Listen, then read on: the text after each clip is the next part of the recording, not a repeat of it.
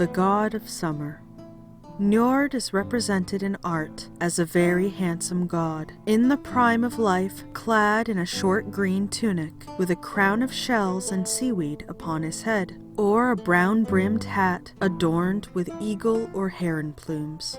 As personification of summer, he was invoked to still the raging storms which desolated the coast during the winter months. He was also implored to hasten the vernal warmth and thereby extinguish the winter fires. As agriculture was practiced only during the summer months, and principally along the fjords or sea inlets, Niörd was also invoked for favorable harvests, for he was said to delight in prospering those who placed their trust in him.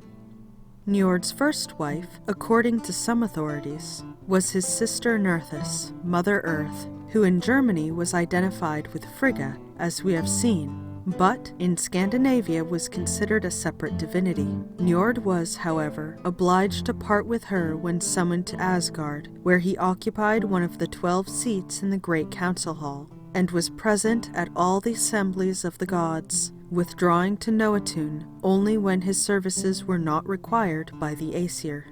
Noatun is the 11th, there Niörd has himself a dwelling made. Prince of men, guiltless of sin, he rules o'er the high-built fane. Lay of Grimnir, Throp's translation. In his home by the seashore, Niörd delighted in watching the gulls fly to and fro, and in observing the graceful movements of the swans, his favorite birds, which were held sacred to him. He spent many an hour, too, gazing at the gambols of the gentle seals, which came to bask in the sunshine at his feet. So that was The God of Summer, the second section of Chapter 8 of Myths of the Norsemen by Helene A Guerber, Niörd.